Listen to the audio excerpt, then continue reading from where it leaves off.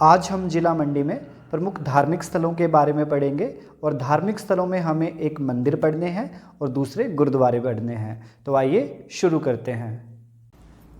जिला मंडी के मंदिरों में हमें दो तरह की शैलियाँ भी देखने को मिलेंगी, एक होगी शिखर शैली और दूसरी होगी पैगोडा शैली।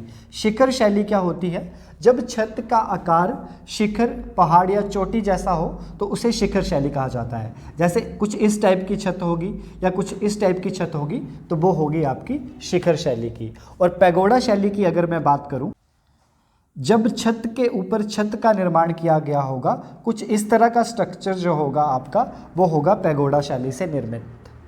और जिला मंडी में कई मंदिर ऐसे होंगे जो शिखर शैली से बने होंगे या पैगोडा शैली से बने होंगे। तो आई होप आपको ये शिखर शैली और पैगोडा शैली समझ आई होगी। सबसे पहले पढ़ेंगे हम भूतनाथ मंदिर के बारे में, जो कि मंडी शहर में है। और अगर मैं मैप की बात करूं तो ये जो रीजन है यही है आपका मंडी शहर, और इस मंडी शहर में ही है आपका भूतनाथ मंदिर। सबसे पहला पॉइंट लिखेंगे आप कि इस मंदिर का निर्माण अजबर सेन ने 1526-27 में करवाया था। और 1526-27 दोनों ही ऑप्शन में है, तो आपकी जो प्रेफरेंस रहेगी वो 1527 को रहेगी। और लास्ट पॉइंट आपको इस मंदिर के बारे में लिखना है कि यह मंदिर जो है वो शिखर शैली से निर्मित है। नेक्स्ट हम पढ़ेंगे पंचवक्त्रा मंदिर, जो कि आपके मंडी शहर में स्थित है।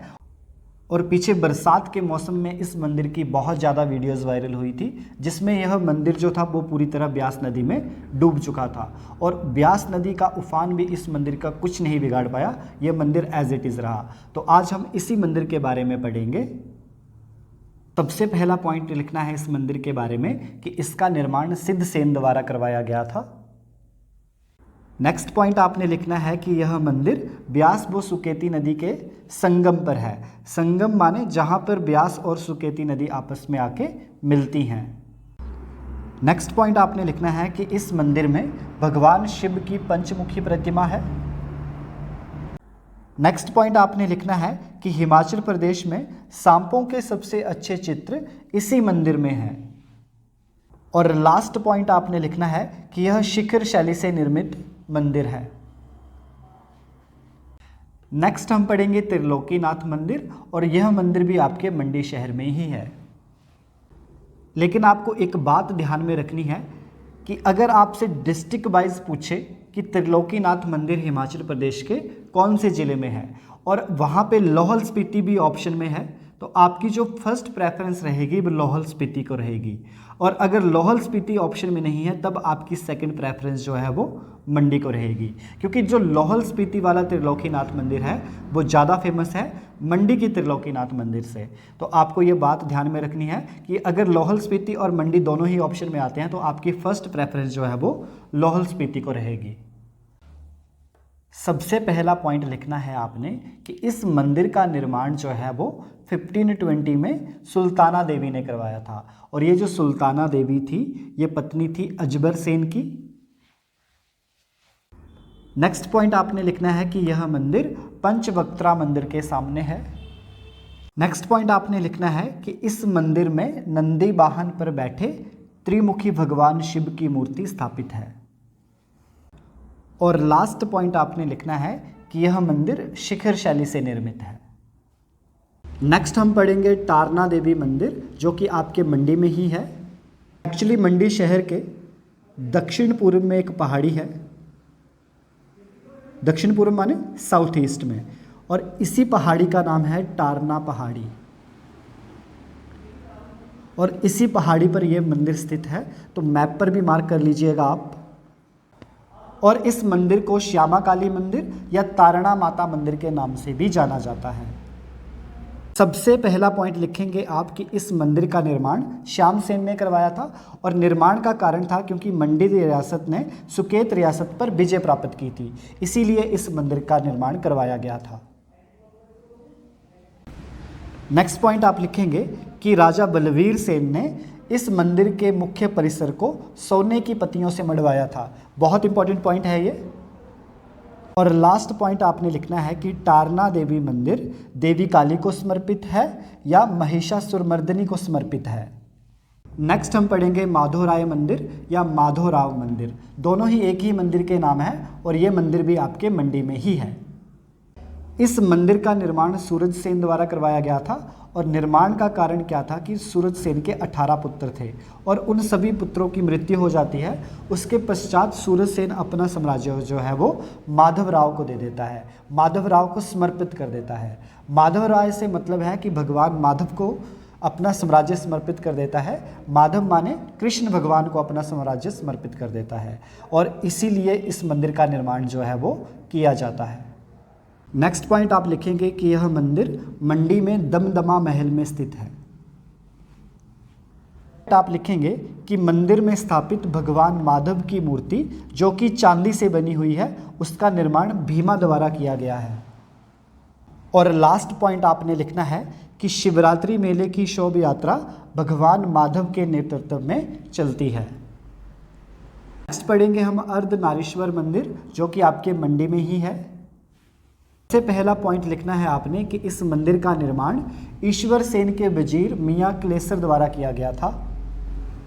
नेक्स्ट पॉइंट आपने लिखना है कि इस मंदिर में ब्रह्मा विष्णु व महेश की त्रिमूर्ति स्थापित है। और लास्ट पॉइंट आपने लिखना है कि यह मंदिर शिखर शैली से निर्मित है। नेक्स्ट हमें पढ़ना है मगरू महादेव मंदिर और इस मंदिर के बारे में बस हमें इतना ही जानना है कि यह मंदिर जिला मंडी में है।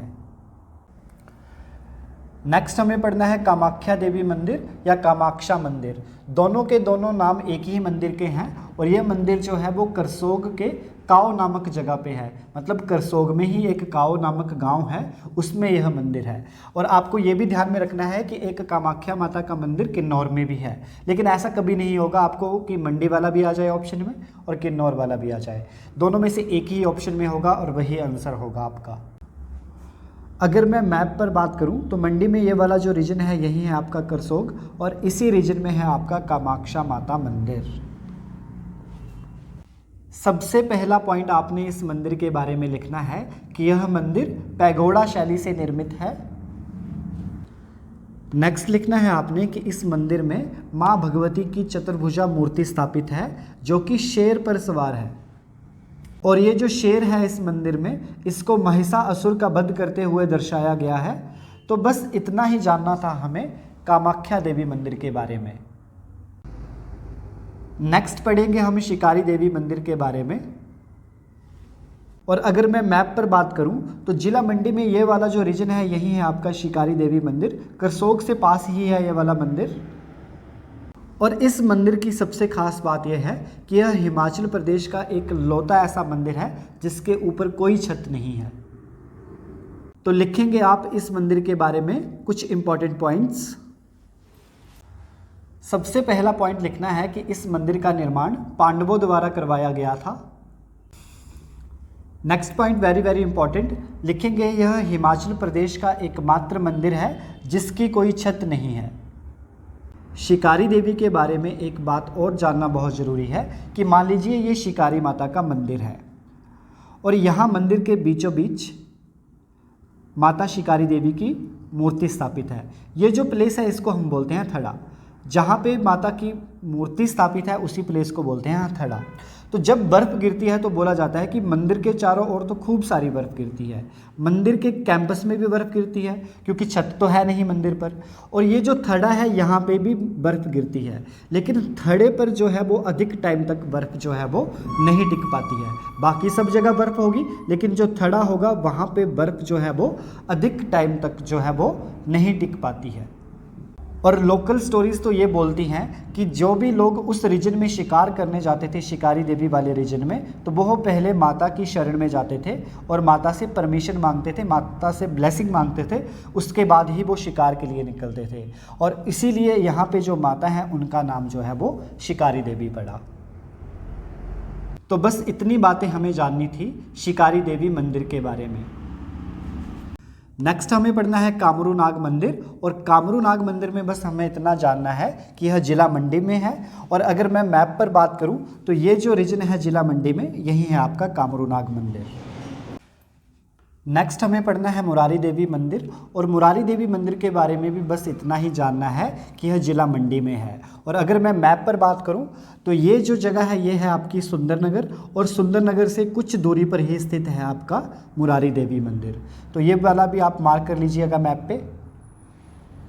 नेक्स्ट मंदिर पढ़ेंगे हम पराशर मंदिर, और अगर मैं मैप पर बात करूं तो मंडी में ये वाला जो रीजन है यही है आपका पराशर मंदिर। सबसे पहला पॉइंट लिखेंगे आप इस मंदिर के बारे में कि इसका निर्माण 1346 में बाणसेन द्वारा करवाया गया। नेक्स्ट पॉइंट आपने लिखना है कि यह मंदिर ऋषि पराशर को समर्पित है। नेक्स्ट पॉइंट आपने लिखना है कि हिमाचल प्रदेश में सांप की सबसे बढ़िया आकृतियां इसी मंदिर में है। Very very important point.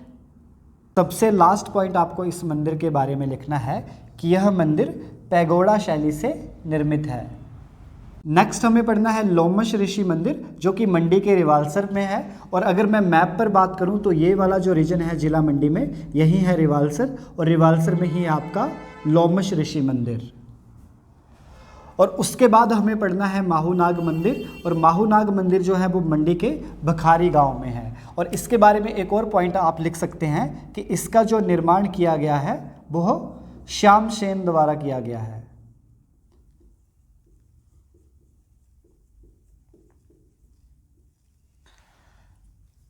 और लास्ट में हमें पढ़ने हैं सिद्ध सेन द्वारा बनवाए गए मंडी में मंदिर।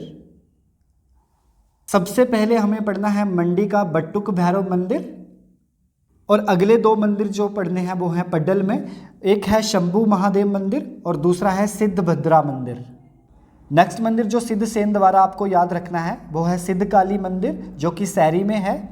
उसके बाद पढ़ना है आपको सिद्ध गणपति मंदिर, जो कि सूराकोटी में है। और सबसे लास्ट में आपको पढ़ना है सिद्ध जालपा मंदिर। और ये सारे के सारे मंदिर जो हैं वो सिद्ध सेन द्वारा बनवाए गए थे। इसके साथ हमारे जिला मंडी के जितने भी मंदिर थे वो कंप्लीट होते हैं।